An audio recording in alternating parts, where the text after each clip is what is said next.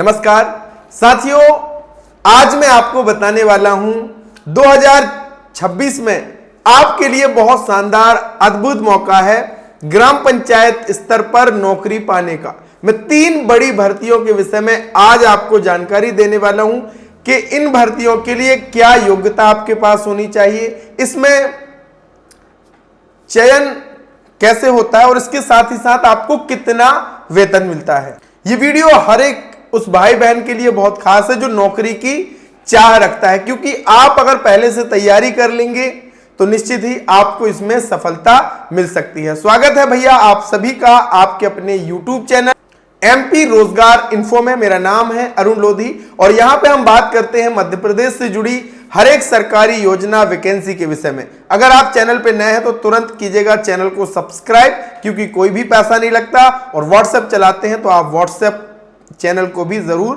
Follow कीजिएगा। तो चलिए साथियों शुरू करते हैं और सबसे पहले हम बात करते हैं पंचायत स्तर की सबसे लोकप्रिय वैकेंसी रोजगार सहायक की।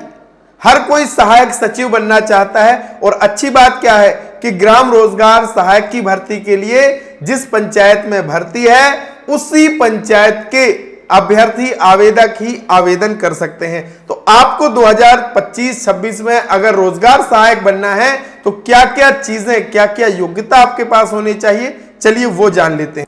सबसे पहले तो आप उस पंचायत के निवासी हों और निवास का प्रमाण पाने के लिए आपका नाम जो है मतदाता सूची की अधिकृत जो वोटर लिस्ट है उसमें आपका नाम होना चाहिए, यह अनिवार्य है। इसके साथ ही साथ आयु की बात करें तो आपकी आयु 18 से 35 वर्ष की होनी चाहिए। आपने किसी भी मान्यता प्राप्त विश्वविद्यालय से न्यूनतम जो योग्यता है वो ग्रेजुएशन उत्तीर्ण की हो। इसके साथ ही साथ 1 वर्षीय कंप्यूटर डिप्लोमा सर्टिफिकेट अनिवार्य होगा।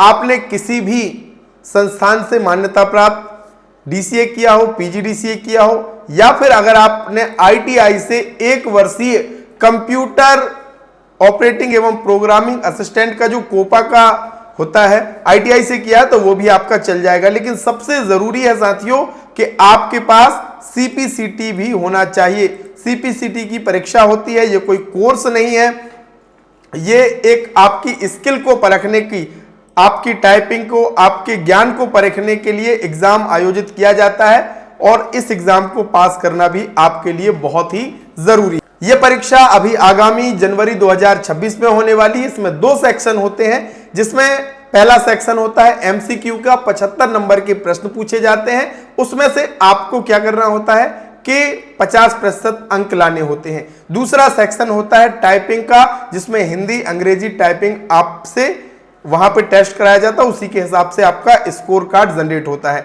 एक बार अगर आपने CPCT की परीक्षा पास कर ली तो 7 साल तक वो स्कोर कार्ड वैलिड होता है। आप किसी भी जो भर्तियां आती हैं जहां पे CPCT मांगा गया है उस स्कोर कार्ड का उपयोग कर सकते हैं। अब साथियों बहुत सारे ऐसे भाई बहन हैं जो CPCT का जो MCQ वाला सेक्शन होता है उसमें फेल हो जाते हैं। तो इसके लिए अगर आप सही तरीके से सिलेबस के हिसाब से अगर तैयारी करेंगे तो एक ही बार में आपका CPCT के एग्जाम निकल सकता है। तो इसके लिए मैंने CPCT की परीक्षा पास की है, तो ये स्टडी मटेरियल मैंने आपके लिए अपलोड किया हुआ है और यहां पे सारे नोट्स आपको हिंदी में मिलेंगे और आसानी से घर बैठे आपकी तैयारी हो सकती है। 299 वाला ये कोर्स है, केवल आपको 99 रुपए खर्च करना है। अगर सच में आपको CPCT की परीक्षा पास करनी तो इस नोट्स की जरूर मदद लीजिएगा। डिस्क्रिप्शन में मैंने लिंक दिया हुआ है। निश्चित ही आपका CPCT अगर ईमानदारी से आपने पढ़ा तो CPCT आप क्वालिफाई कर जाएंगे। टाइपिंग के लिए आपको टाइपिंग का अभ्यास स्वयं से करना होगा। साथियों रोजगार सहायक बनने के लिए अब भविष्य में कर्मचारी चयन मंडल के द्वारा लिखित परीक्षा आयोजित की जाएगी और उसमें अंकों के आधार पर आपकी मेरिट सूची तैयार की जाएगी। तो आप अभी से CPCT की अगर आप तैयारी करेंगे तो आपकी ये ऑनलाइन जो परीक्षा होने वाली है लिखित परीक्षा, उसकी भी तैयारी धीरे धीरे हो जाएगी। तो इसमें अगर वेतन की बात करें तो अगर रोजगार सहायक बनते हैं आप तो 18,000 रुपया प्रतिमाह वेतन आपको मिलता है। तो ये तो हो गई ग्राम रोजगार सहायक बनने का अगर आप सपना देख रहे हैं। बात कर लेते हैं दूसरी ग्राम पंचायत स्तर की सबसे बड़ी भर्ती, यह है पंचायत सचिव की भर्ती। साथियों, पंचायत सचिव भर्ती के लिए मध्य प्रदेश राजपत्र 2025 के नए नियम जारी हो चुके हैं। पंचायत एवं ग्रामीण विकास विभाग मंत्रालय द्वारा 11 नवंबर 2025 को यह राजपत्र प्रकाशित किया है और अब इन्हीं नियमों के आधार पर पूरे मध्य प्रदेश में पंचायत सचिव की आगामी भर्ती होने वाली। एक सबसे बड़ी अपडेट मैं आपको दे दूं, ग्राम रोजगार सहायकों के लिए सचिवों के कुल रिक्त पदों के विरुद्ध प्रत्येक आरक्षित श्रेणी में रिक्त पदों का 50% कोटा रहेगा। जो ग्राम रोजगार सहायक हैं उनके लिए 50% सीट भैया आरक्षित रहने वाली हैं। यानी अगर आपकी ग्राम पंचायत के रोजगार सहायक सचिव बन जाएंगे तो आपके पास मौका है पंचायत में ग्राम रोजगार सहायक बनने का। अब बात कर लेते हैं कि सचिव बनने के लिए भैया आपको क्या योग्यता चाहिए। तो देखिए, सचिव बनने के लिए आपके पास किसी भी मान्यता प्राप्त से आपका स्नातक हो, ग्रेजुएशन होना चाहिए, कंप्यूटर दक्षता अहर एवं सीपीसीटी में हिंदी टंकन। मैंने आपको बताया ना, सीपीसीटी की परीक्षा भैया अब हर एक एग्जाम में अनिवार्य कर दी गई है, हर एक भर्ती में अनिवार्य कर दी गई है। तो सीपीसीटी की परीक्षा को पास करना आपके लिए बेहद ही जरूरी है और सीपीसीटी क्वालिफाई आपका हिंदी में होना चाहिए। दोस्त, ये मटेरियल आप जरूर ले लेना, डिस्क्रिप्शन में मैंने लिंक दिया है, निश्चित ही आपकी पढ़ाई हो जाएगी और आप जनवरी में ही सीपीसीटी की परीक्षा को क्वालिफाई कर लेंगे। तो यहां पे आप देखेंगे सीपीसीटी भी मांगा गया है। इसके साथ ही साथ यदि अभ्यर्थी ने नियमों के प्रवर्तन से पूर्व जीआरएस के पद पर नियुक्त है तो अगर हायर सेकेंडरी उसने करी है चल जाएगा, लेकिन कंप्यूटर दक्षता यानी सीपीसीटी उन्हें पास करना जरूरी होगी। आयु की बात कर लें तो 21 से 35 वर्ष के बीच आपकी आयु यहां पे होनी चाहिए। अब बात कर लेते हैं भैया चयन प्रक्रिया की। तो इसमें भी आपका क्या होगा कि लिखित परीक्षा चयन मंडल की तरफ से आयोजित की जाएगी और उसके आधार पर ही, मेरिट के आधार पर चयन होने वाला है।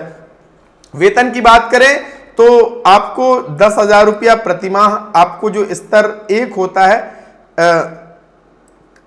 कार्यभार जब ग्रहण करेंगे उस तारीख से 2 वर्ष की सेवा पूरी होने तक आपको 10,000 रुपया प्रतिमाह मिलता है। 2 वर्ष की सेवा पूरी होने के बाद आपको 19,500 से लेकर के 62,000 रुपए तक आपको वेतन इसमें मिलता है। बात कर लेते हैं ग्राम पंचायत से जुड़ी तीसरी भर्ती ग्राम पंचायत लेवल की। यह महिला एवं बाल विकास विभाग के अंतर्गत आंगनवाड़ी कार्यकर्ता सहायिका की भर्ती। यह एक प्रकार से मानसेवी पद होता है और अब इन दोनों पदों के लिए जो आवेदिका है उसकी कक्षा 12वीं उत्तीर्ण होनी चाहिए। आयु की बात करें तो 18 से 35 वर्ष के बीच होनी चाहिए और इसमें जो चयन होता है वो आपके अंकों के आधार पर, आपके पास उपलब्ध दस्तावेजों के आधार पर, जैसे कि अनुसूचित जनजाति या अनुसूचित जाति की महिला है तो 5 नंबर उसके मिलते हैं, गरीबी रेखा बीपीएल कार्ड के 5 नंबर, विधवा परिक्ता है तो उसके 5 नंबर और फिर सहायिका अगर है पहले से या मिनी आंगनवाड़ी केंद्र सहायिका है तो उसके 10 नंबर और आपकी जो हायर सेकेंडरी 12वीं की अंक है उनके हिसाब से ग्रेजुएशन के 10 नंबर। इस तरीके से 100 नंबर में से मेरिट तैयार होती है। और अब सबसे बड़ा बदलाव क्या किया गया है कि आंगनवाड़ी भर्ती के फॉर्म पहले ऑफलाइन हुआ करते थे, अब ये सारे फॉर्म ऑनलाइन चयन पोर्टल के जरिए भरे जाते हैं, पूरी पारदर्शिता के साथ भर्ती होती है और इस बार बहुत सारी बहनों का चयन हुआ है। आगामी समय में जो रिक्त पद होंगे उनके लिए भी भर्ती की जाएगी। तो आप क्या कीजिएगा कि अपने सारे दस्तावेजों को तैयार करके जरूर इसमें रख लीजिएगा, ये भी बहुत शानदार आपके पास मौका। मेरी अंतिम सलाह आपके लिए दोस्तों कि ये भर्तियां कभी भी शुरू हो सकती हैं 2026 के भीतर, तो आप अभी से तैयारी शुरू कर दो। हाँ, सीपीसीटी मुख्य है भैया, एक बार में कई बार सीपीसीटी, अगर आपने पूरी ईमानदारी से तैयारी की, सही तरीके से तैयारी की, सही रणनीति से तैयारी की, सीपीसीटी एक बार में पास हो जाएगा। और इस मटेरियल का यूज मैं बार बार कह रहा हूं कर लेना, क्योंकि मैंने अपने अनुभव के आधार पर इस मटेरियल को तैयार किया हुआ है। तो आप इन आगामी भर्तियों के लिए अभी से तैयारी शुरू कर दीजिए। अगर आपका कोई सवाल है तो कमेंट में जरूर लिखिएगा, आप किस जिले से हैं वो भी कमेंट में लिखिएगा। बहुत बहुत धन्यवाद। जय राम जी की।